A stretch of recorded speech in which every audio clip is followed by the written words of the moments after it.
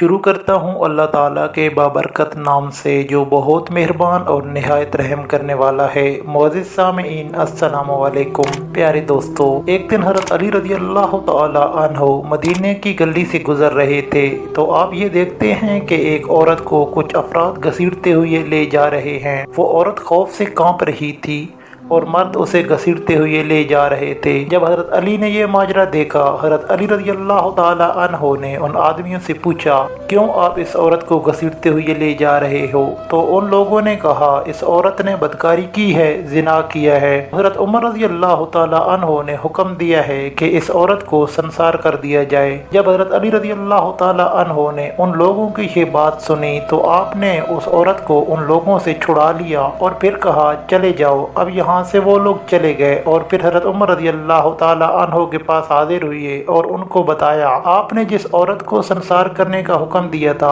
हज़रत अली रज़ी अल्लाह ताला अन्हो ने हमसे वो औरत छुड़ा ली है और हमें डांटा भी है और हमें यहाँ से भाग जाने को कहा है। यहाँ पर एक बात समझने वाली है प्यारे दोस्तों, आप देखेंगे कि हज़रत उमर रज़ी अल्लाह ताला अन्हो की नज़र में हज़रत अली रज़ी अल्लाह ताला अन्हो का क्या मकाम था।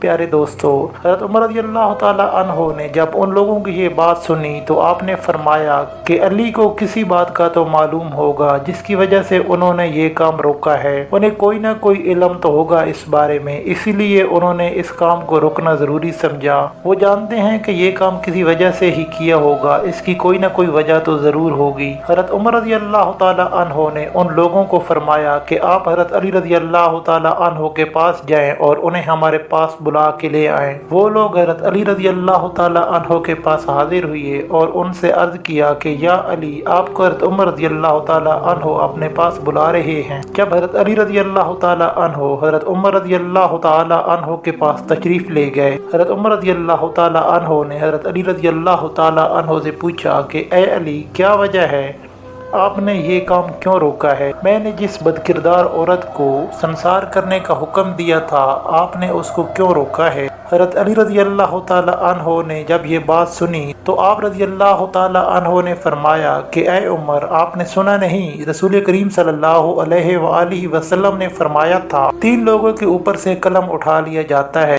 यानी उनके आमाल लिखे नहीं जाते, वो बेकसूर होते हैं। एक वो आदमी जो सोया रहा यहाँ तक कि वो बेदार हो जाए, दूसरा वो जो नाबालिग हो यहाँ तक कि वो बालिग हो जाए, तीसरा वो शख्स जो होश में ना हो, दीवाना हो, दरवेश हो। जब हज़रत उमर रज़ी अल्लाह ताला अन्हो ने ये बात सुनी तो उन्होंने फरमाया कि रसूल करीम सल्लल्लाहु अलैहि वसल्लम के ये इरशाद मुबारक तो मैंने भी सुने थे। हज़रत अली रज़ी अल्लाह ताला अन्हो ये सुनकर मुस्कराने लगे और फरमाया, ए उमर, इस औरत को कभी कभी दीवानापन के दौरे पड़ते हैं और ये औरत अपने होश खो बैठती है। हो सकता है वो आदमी जिसने इसके साथ गुनाह किया है उसने इसके दीवानापन का फायदा उठाया हो। तो फिर हज़रत उमर रज़ी अल्लाह ताला अन्हो ने हज़रत अली की ये बात सुनी और उस औरत को रिहा कर दिया। मोअज़्ज़िज़ सामीईन, हमारे चैनल को ज़रूर सब्सक्राइब करें और बेल आइकन का बटन दबाना मत भूलें ताकि हमारी आइंदा आने वाली अच्छी वीडियोज़ का नोटिफिकेशन भी आपको मिल सके। जज़ाकल्लाह।